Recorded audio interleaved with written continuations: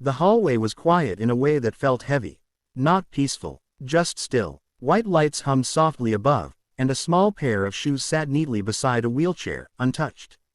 A little girl stared at the floor, swinging her legs slowly, as if waiting for the ground to move on its own. No one noticed her father at first. He stood a few steps back, holding a worn jacket over his arm, eyes fixed on his daughter.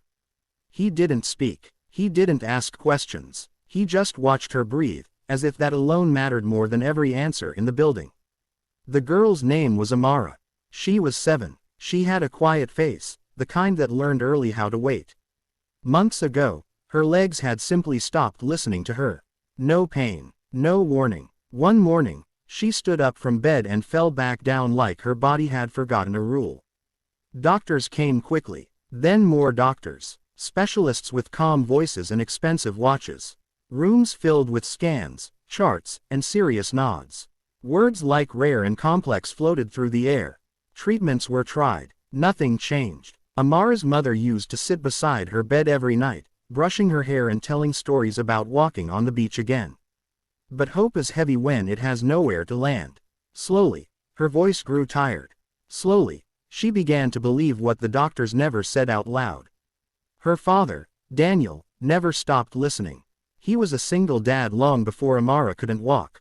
Life had already taught him how to carry weight quietly. He worked days, cleaned nights, and learned how to braid hair by watching videos on his phone. He didn't know medical words.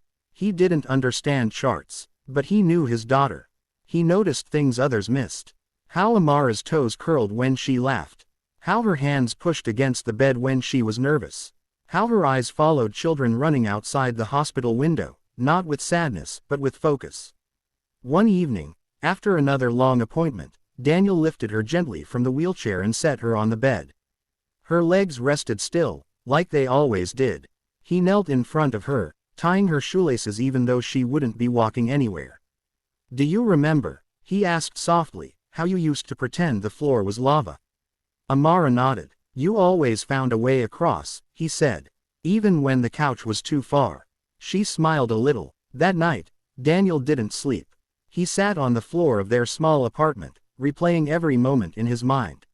Not the test results, not the doctor's words, just his daughter's movements, her habits, her patience. The next morning, he did something no doctor had suggested. He cleared the living room. No equipment, no machines, just pillows, tape on the floor, and a chair placed a little too far away. Amara watched from her wheelchair, curious but quiet. "We're not walking," Daniel said. "We're just remembering." He lifted her gently and sat her on the floor, supporting her back. He didn't ask her to stand. He didn't tell her to try. He just rolled a small ball toward her. She reached for it. Her body leaned forward without thinking. Daniel noticed. They did this every day. Not as therapy, as time together. Sometimes they laughed. Sometimes they stopped early. Sometimes Amara grew frustrated and Daniel held her until the shaking passed. Weeks went by. Nothing dramatic happened. No miracle moment. Just small things. Her posture changed. Her hands pressed harder against the floor. One day, without realizing it, she pushed herself up on her knees for a second.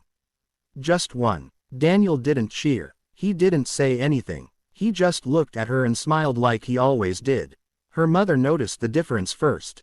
Amara sat taller. Her eyes were brighter. When she hugged, her arms held tighter. But when the doctors reviewed her scans again, nothing had changed. The words stayed the same. "There's no medical explanation," one said carefully. That night, Amara's mother cried in the kitchen, shoulders shaking quietly so her daughter wouldn't hear. Daniel stood beside her, unsure what to say. "I don't want to hope anymore," she whispered.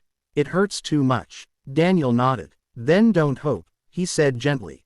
"Just watch." The next afternoon, Amara was on the living room floor again. The chair was there. The tape lines. The quiet. Daniel stood close, but not touching. Amara placed her hands down. She shifted her weight. Her face tightened with focus. She pushed. For a moment, nothing happened. Then her knees lifted. Her legs trembled like they were waking from a long sleep. The room held its breath. Daniel didn't move. Amara stood. Not straight. Not steady. But standing. Her mother dropped to the floor, hands over her mouth, tears spilling freely now. Not from pain, but from release. From seeing something she had buried to survive. Amara took one small step. Then another. She fell into her father's arms, laughing and crying at the same time. The doctors were called again. Tests were run again. Still no explanation. No new answers. But something had changed. They stopped asking why and started asking how. Daniel never claimed to know more than anyone else. He never spoke loudly. He just kept doing what he had done from the beginning. Watching, listening, believing quietly. Amara didn't walk perfectly after that. There were setbacks, days when fear returned, but she never forgot the feeling of standing up on her own.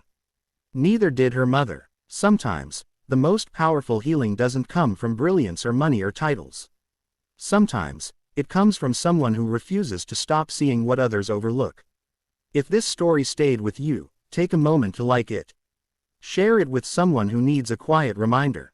And subscribe for more soulful stories like this. And before you go, comment one word that this made you feel. Just one.